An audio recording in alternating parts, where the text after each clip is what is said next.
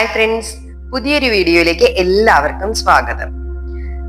നമ്മുടെ പ്രാർത്ഥനയ്ക്ക് ഉത്തരം ലഭിക്കാത്തത് എന്തുകൊണ്ട്, അല്ലെങ്കിൽ പ്രാർത്ഥിക്കുന്നതിന്റെ വിപരീതമാണ് എപ്പോഴും സംഭവിക്കുന്നത്, ഇത് എന്തുകൊണ്ടാണെന്ന് നിങ്ങൾ എപ്പോഴെങ്കിലും ചിന്തിച്ചിട്ടുണ്ടോ?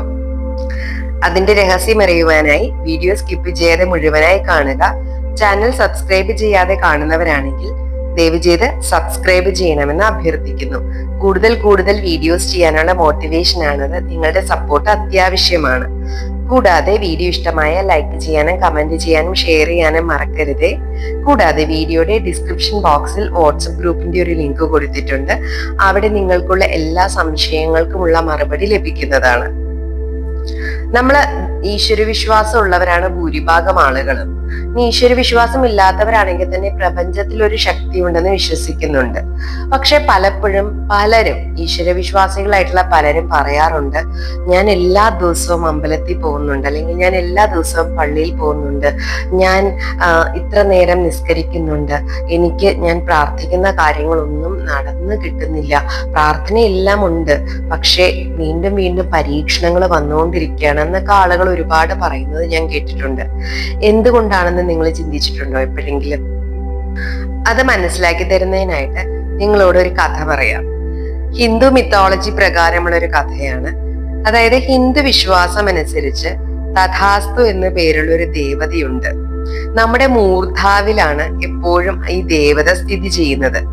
നമ്മൾ എന്ത് കാര്യം സ്വയം പറയുമ്പോഴും അത് തഥാസ്തു എന്ന് പറഞ്ഞുകൊണ്ടേയിരിക്കും. ഈ പദത്തിനർത്ഥം അങ്ങനെ സംഭവിക്കട്ടെ എന്നാണ്. അപ്പൊ ഞാൻ എപ്പോഴും രോഗിയാണ്, എനിക്ക് വയ്യ, എനിക്ക് കാലുവേദനയാണ്, എനിക്ക് വയറുവേദനയാണ് എന്നൊക്കെ നമ്മൾ നിരന്തരം പറഞ്ഞുകൊണ്ടിരിക്കുമ്പോ ആ ദേവത നമ്മളെ അനുഗ്രഹിക്കുന്നത് എന്ത് പറഞ്ഞിട്ടാണ്? തഥാസ്തു എന്ന് പറഞ്ഞിട്ടാണ്. അത് അങ്ങനെ തന്നെ സംഭവിക്കട്ടെ എന്നാണ്. അപ്പോ നമ്മൾ നമ്മുടെ പറയുന്ന സെന്റൻസുകളെ ഒന്ന് മാറ്റി പറഞ്ഞു നോക്കിയാലോ?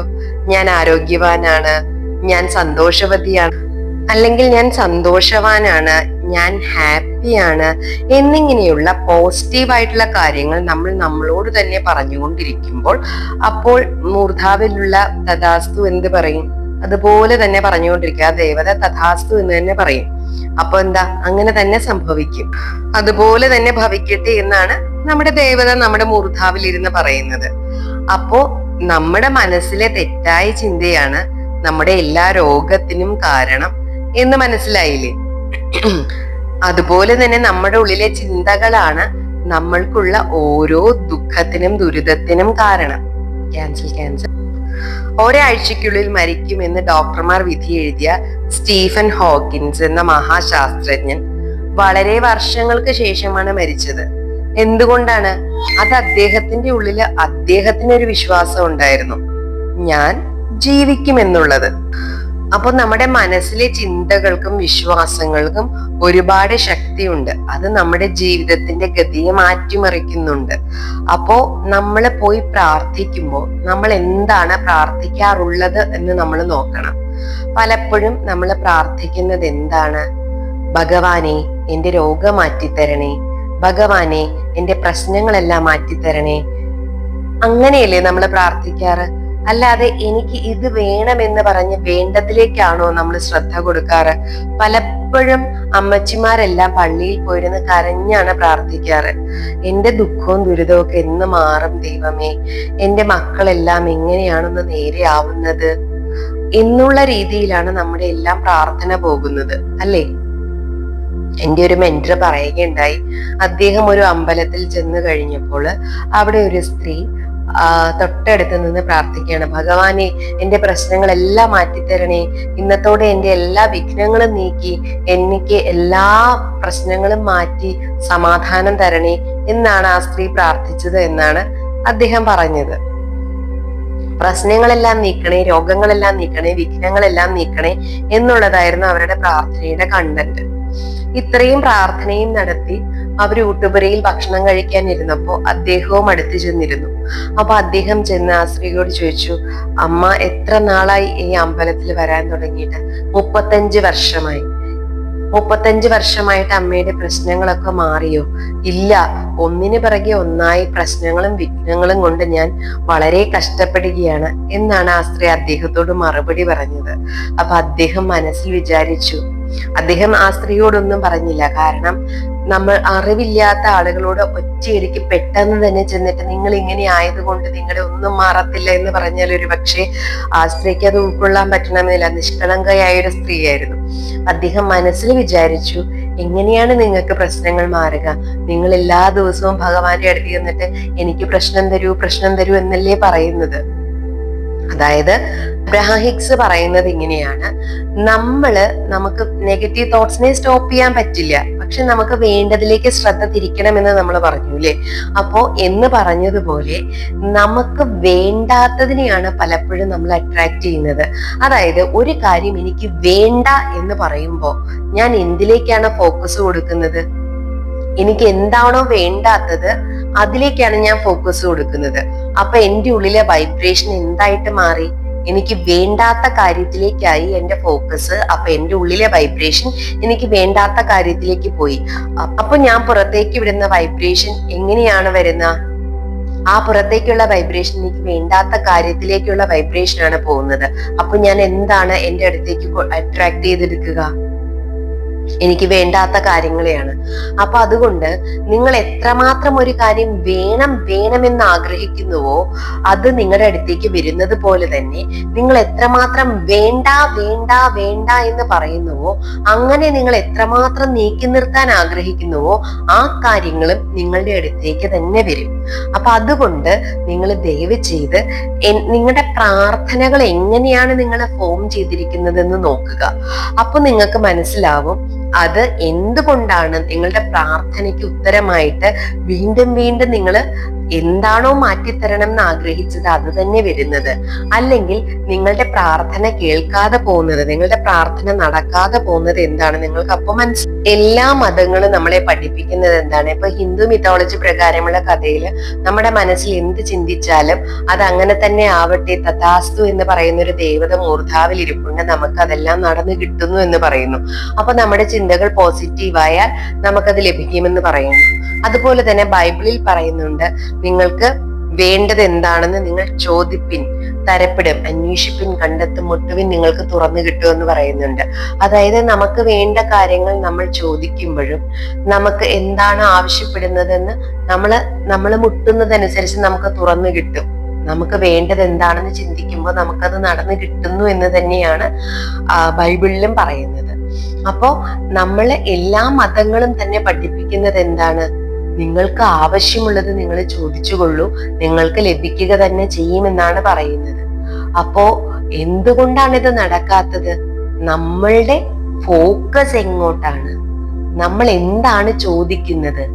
എനിക്കിത് വേണ്ട, അല്ലെങ്കിൽ എനിക്കിത് നീക്കിത്തരണം, എന്റെ ജീവിതത്തിൽ നിന്ന് ഇത് മാറ്റിത്തരണം എന്ന് പറയുമ്പോൾ നമ്മൾ എന്തിലേക്കാണ് നമ്മുടെ ശ്രദ്ധ കൊടുക്കുന്നത്?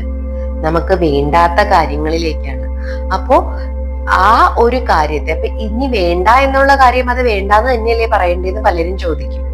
വേണ്ട എന്നുള്ള കാര്യം വേണ്ടാന്ന് തന്നെ അങ്ങനെയാണെന്നിരിക്കട്ടെ, പക്ഷെ നമ്മൾ എന്തിനാണ് അത് വേണ്ട എന്ന് പറഞ്ഞുകൊണ്ടിരിക്കുന്നത്?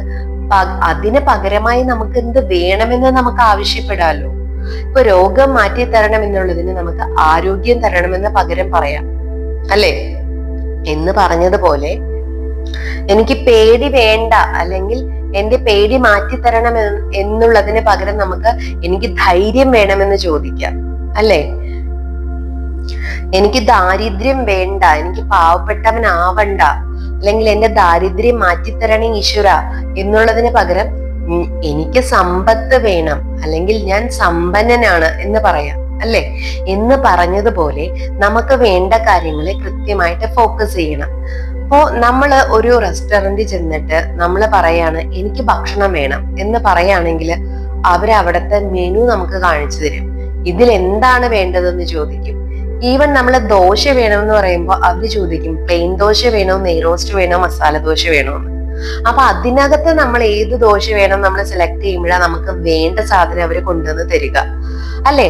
അപ്പോ നമ്മള് ദൈവത്തോട് പറയാ എനിക്ക് സമ്പന്നനാവണം എന്ന് പറഞ്ഞു അവിടെ നിർത്തി. അപ്പൊ നമുക്ക് എന്താ വേണ്ടതെന്ന് കറക്റ്റ് ആയിട്ടുള്ള മെസ്സേജ് പുറത്തേക്ക് പോയോ? ഇല്ല. സമ്പത്ത് വേണമെങ്കിൽ അതെങ്ങനെ വേണം, ഏത് രീതിയിൽ വേണം, എന്ത് സമ്പത്ത് വേണം, എങ്ങനെയാണ് സമ്പന്നത എന്ന് നിന്റെ മനസ്സ് ആഗ്രഹിക്കുന്നത്? ഇതൊന്നും ആഗ്രഹിക്കാതെ പഴയ ജീവിത രീതി തന്നെ മുന്നോട്ട് കൊണ്ടുപോയി നമ്മുടെ മനസ്സിൽ പോലും ഒന്നും കാണാതെ നമുക്കൊരിക്കലും സമ്പന്നതയിലേക്ക് എത്താൻ പറ്റില്ല. ഒരിക്കലും ഒരാൾക്ക് സമ്പന്നനാവണമെങ്കിൽ നമുക്ക് പുറത്തെ ലോകത്ത് കൊണ്ട് ആദ്യമേ തന്നെ സമ്പന്നതയിലേക്ക് എത്താൻ പറ്റില്ല. നമ്മൾ ഉറക്കത്തിൽ സമ്പന്നനാകാൻ പഠിക്കണമെന്നാ പറയുന്നത്. അതായത് നമ്മൾ ഉറങ്ങുന്നതിന് തൊട്ടു മുന്നേ നമ്മുടെ ഗോൾഡൻ അവർ യൂസ് ചെയ്തിട്ട് നമുക്ക് എന്ത് വേണമെന്ന് നമ്മൾ വിഷ്വലൈസ് ചെയ്യാൻ പഠിക്കണം. വിഷ്വലൈസ് ചെയ്ത് കഴിയുമ്പോൾ നമുക്ക് വേണ്ട കാര്യങ്ങൾ നമ്മളിലേക്ക് എത്തും. നമ്മൾ പ്രാർത്ഥിക്കുന്ന കാര്യങ്ങൾ എന്താണോ, നമുക്ക് വേണ്ട കാര്യങ്ങളാണല്ലോ നമ്മൾ പ്രാർത്ഥിക്കുക. ആ കാര്യങ്ങള് നമുക്ക് നടന്നു കിട്ടി, ഈശ്വരൻ അത് നമുക്ക് നടത്തി തന്നു കഴിഞ്ഞു എന്ന് നമ്മുടെ മനസ്സിൽ ഒരു സ്വപ്നം, അതായത് നമ്മൾ ഉറങ്ങാൻ കിടക്കുമ്പോൾ നമ്മുടെ ബോഡിയൊക്കെ ഒന്ന് റിലാക്സ് ചെയ്തിട്ട് ഈ ഒരു വിഷ്വൽ നമ്മുടെ മനസ്സിൽ കൊണ്ടുവരണം. അത് നടന്നു കിട്ടി കഴിയുമ്പോൾ ഉള്ള നമ്മളുടെ സന്തോഷം, മറ്റുള്ളവരോട് നമ്മളതെല്ലാം ഓടിപ്പോയി പറയുന്നത്, നമ്മൾക്ക് ഇതെല്ലാം നടന്നു കിട്ടി കഴിയുമ്പോൾ മറ്റുള്ളവരെല്ലാം നമ്മളോട് ഓരോന്ന് സംസാരിക്കുന്നത്, ആ ഒരു കാര്യം നടന്നു കഴിയുമ്പോൾ അതിനെക്കുറിച്ച് നമ്മളോട് ചോദിക്കുന്നത്, ഇതെല്ലാം കാണുമ്പോൾ നമ്മുടെ ഉള്ളിൽ അവരെല്ലാം ഇങ്ങനെ ചോദിക്കുമ്പോഴും നമ്മൾ മറ്റുള്ളവരോട് ഓടിപ്പോയി പറയുമ്പോഴും നമുക്കുണ്ടാകുന്ന ആ ഒരു സന്തോഷം നമ്മുടെ ശരീരത്തിൽ നമുക്ക് എക്സ്പീരിയൻസ് ചെയ്യാൻ പറ്റണം. ആ ഒരു ഫീലിംഗ്, ഇമോഷൻ ആൻഡ് ഫീലിംഗ്, നമ്മുടെ വിചാരങ്ങള് നമ്മുടെ ഉള്ളിൽ ആ സമയത്ത് അങ്ങനെ ആയിരിക്കണം. ആ ഒരു വിചാരത്തോട് നമ്മൾ കിടന്നുറങ്ങുമ്പോൾ നമ്മുടെ സബ് കോൺഷ്യസ് 24/7 പണിയെടുത്തുകൊണ്ടിരിക്കുക. അപ്പോ ഞാൻ പറഞ്ഞിട്ടുണ്ടായിരുന്നു, പുലർച്ചെ കാണുന്ന സ്വപ്നം ഫലിക്കുമോ എന്നൊരു വീഡിയോയിൽ ഞാൻ പറഞ്ഞിട്ടുണ്ടായിരുന്നു. 60,000 തൊട്ട് 80,000 തോട്ട്സ് ആണ് ഒരു ദിവസം നമ്മുടെ മനസ്സിൽ വരുന്നത്. അത് പലതും റിപ്പീറ്റഡ് ആയിരിക്കും. അപ്പൊ അതിനെ നമ്മുടെ മൈൻഡ് ഇങ്ങനെ പ്രോസസ് ചെയ്ത് അത് വേണ്ട രീതിയിൽ അടുക്കി വെക്കുന്ന സമയത്താണ് പല സ്വപ്നങ്ങളും നമ്മൾ കാണുന്നത് എന്ന് ഞാൻ പറഞ്ഞിട്ടുണ്ടായിരുന്നു. അപ്പോ നമ്മളെ ഉറങ്ങുന്നതിന് തൊട്ട് മുന്നേ നമുക്ക് വേണ്ട കാര്യങ്ങളിലേക്ക് ഫോക്കസ് ചെയ്യുമ്പോൾ നമ്മുടെ മൈൻഡിലേക്ക് ആദ്യം പോകുന്നത് ഈ കാര്യങ്ങളാണ്. അപ്പോ ബാക്കി എല്ലാത്തിനെയും മാറ്റി വെച്ചിട്ട് ഈ വേണ്ട കാര്യങ്ങളെ, നമ്മൾ ഉറങ്ങാൻ കിടക്കുന്നതിന് മുന്നേ നമ്മളെ മനസ്സിലേക്ക് കൊടുത്ത കാര്യങ്ങളെ മൈൻഡ് കൂടുതലായി പ്രോസസ് ചെയ്യുകയും നമുക്ക് വേണ്ടത് എന്താണ്, അതിലേക്ക് വേണ്ട ഗൈഡൻസ് വേണമെങ്കിൽ അത് തരികയും നമ്മൾക്ക് എത്രയും പെട്ടെന്ന് ആ ലക്ഷ്യത്തിലേക്ക് എത്തിച്ചേരാൻ നമ്മളെ സഹായിക്കുകയും ചെയ്യും. കാരണം നമ്മൾ ബോഡിയില് ഫീലിങ്സ് കൊടുത്തപ്പോൾ നമ്മുടെ ബോഡിയിലെ ഹോർമോൺസ് എല്ലാം പോസിറ്റീവ് ആയിട്ടാണ് അവിടെ നിൽക്കുന്നത്. അതെല്ലാം കൂടെ നമ്മുടെ സബ് കോൺഷ്യസിലേക്ക് ഈ മെസ്സേജ് പാസ് ചെയ്യാനായിട്ട് വളരെ ഈസി ആയിട്ട് നമുക്ക് നമ്മുടെ സബ് കോൺഷ്യസിലേക്ക് ആ മെസ്സേജ് അയച്ച് നമുക്ക് വേണ്ട കാര്യങ്ങളെ നേടിത്തരാനായിട്ട് നമ്മളെ ഹെൽപ്പ് ചെയ്യും. അപ്പൊ പ്രാർത്ഥിക്കേണ്ട കാര്യങ്ങള് നമുക്ക് വേണ്ട കാര്യങ്ങളിലേക്ക് ശ്രദ്ധ കൊടുത്ത് ആ രീതിക്കുള്ള പ്രാർത്ഥനകൾ ഫോർമുലേറ്റ് ചെയ്തിട്ട് വേണം അമ്പലത്തിലായാലും പള്ളിയിലായാലും പോയി പ്രാർത്ഥിക്കാൻ. ആ പ്രാർത്ഥനകളെ നമ്മൾ ഉറങ്ങുന്നതിന് തൊട്ട് മുന്നേ ഉണർന്നതിന് ശേഷവും അത് നടന്ന് കിട്ടിയതായിട്ട് നമ്മൾ ഇമാജിൻ ചെയ്ത് ആ ഒരാളായിട്ട് നമ്മൾ ജീവിക്കുക എന്ന് പറയും. അങ്ങനെ നമ്മൾ ജീവിച്ചു കഴിഞ്ഞാല് നമ്മുടെ ജീവിതത്തില് നമുക്ക് വേണ്ട കാര്യങ്ങൾ തീർച്ചയായും നടന്നു കിട്ടും. ഇത് നിങ്ങളൊന്ന് പ്രാവർത്തികമാക്കി നോക്കൂ. 100% നിങ്ങൾക്ക് റിസൾട്ട് ഉറപ്പാണ്. അപ്പൊ എല്ലാവർക്കും നല്ലൊരു ദിവസം ആശംസിക്കുന്നു. Thank you all, love you all.